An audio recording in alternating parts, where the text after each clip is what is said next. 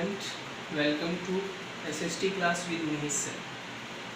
So जैसा कि student हम अपने प्रीवियस टॉपिक्स में जो रीड कर रहे थे, तो हमने वहाँ पे रीड किया था डेमोक्रेसी के आउटकम्स, और डेमोक्रेसी के आउटकम्स में हम लगभग 4 टॉपिक्स रीड कर चुके हैं, और ये उस टॉपिक्स के लास्ट 2 टॉपिक्स बचे हुए हैं, और इन आज 2 टॉपिक्स के बारे में हम डिस्कशन करेंगे।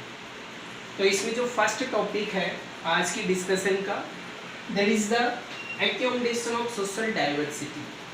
तो डियर स्टूडेंट, अगर हम डेमोक्रेसी की बात करते हैं तो एक ऐसी फैसिलिटी प्रोवाइड करता है जो हमारे सोसाइटी के अंदर, हमारे कंट्री के अंदर जो डाइवर्सिटीज़ है उनको भी इकट्ठा करता है, मजबूती देता है, एक्यूमुलेट करता है। अब एक्यूमुलेट कैसे करता है? सिंपल सी बात है, हमारे कंट्री में मोर देन कास्ट रिलीजन्स के पीपल रहते हैं, और हमने सबको एक तरह से हम कह सकते हैं बहुत से राइट्स दे रखे हैं। यहाँ पर कोई सिंगल पर्सन रूल नहीं करता है जैसे मोनार्की और डिक्टेटरशिप में होता है। यहाँ पर मेजोरिटी रूल करती है, लेकिन यहाँ पर मेजोरिटी का मतलब ये नहीं है कोई पर्टिकुलर रिलीजन या कास्ट है। मेजोरिटी का मतलब यहाँ पर इलेक्टेड रिप्रेजेंटेटिव्स होते हैं, और उनको भी इलेक्ट कौन कर रहा है? कॉमन पीपल्स करते हैं। इन दैट रीजन जो डेमोक्रेसी होती है वो सोशल डाइवर्सिटीज को क्या कर रही है? एक्यूमुलेट कर रही है। तो यहाँ पर जैसे 3 पॉइंट्स मेंशन किए गए हैं, मैं उनको एक बार थोड़ा सा बता देता हूँ। तो सबसे पहले, it will fair expectations that democracy should produce a harmonious social life. एक बड़ा ही हम कह सकते हैं लोगों के अंदर एक सोशल स्ट्रक्चर बनाता है जिसमें लोगों के बीच में बहुत ही अच्छे संबंध बनते हैं, और ये संबंध सिर्फ किसके थ्रू बन सकते हैं? डेमोक्रेसी के थ्रू बन सकते हैं।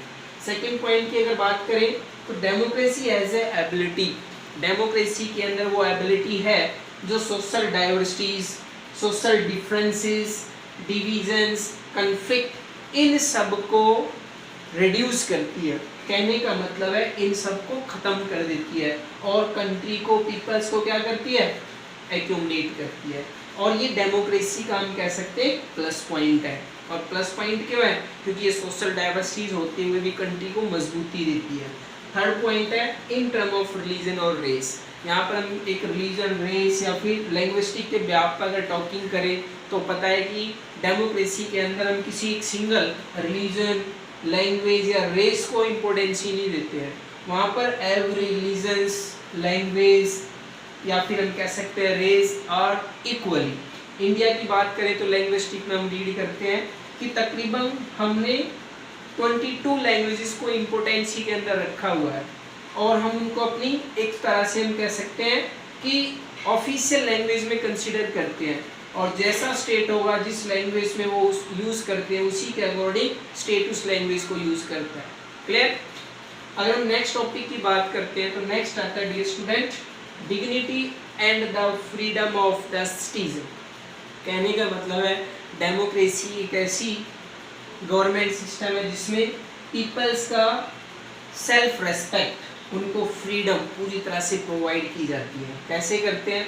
जैसे हमने यहाँ पर इंडिया के बारे में ये मेंशन किया हुआ है, यहाँ पर किसी के साथ कोई डिस्क्रिमिनेशन नहीं किया जाता, चाहे वो लोअर क्लास से बिलोंग करता हो, पुअर हो, रिच हो, एवरीवन के साथ हम इक्वल ट्रीटमेंट करते हैं, इक्वल अपॉर्चुनिटीज़ प्रोवाइड करते हैं। इन दैट रीज़न हम कह सकते हैं कि डेमोक्रेसी के अंदर डिग्निटी और फ्रीडम को हम बहुत ज़्यादा इम्पोर्टेंस ही देते हैं।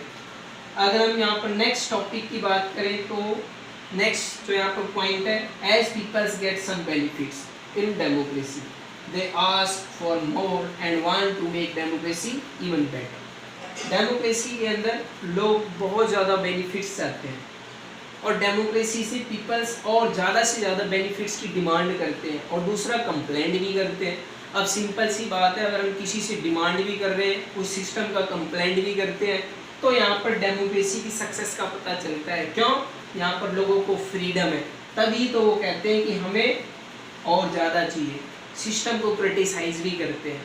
तो डियर स्टूडेंट, आई थिंक कि दोनों टॉपिक समझ में आए होंगे। अगर कोई डाउट हो तो उनको क्लियर करेंगे, और घर पे ही रहें, पेरेंट्स को फॉलो करें। Thank you.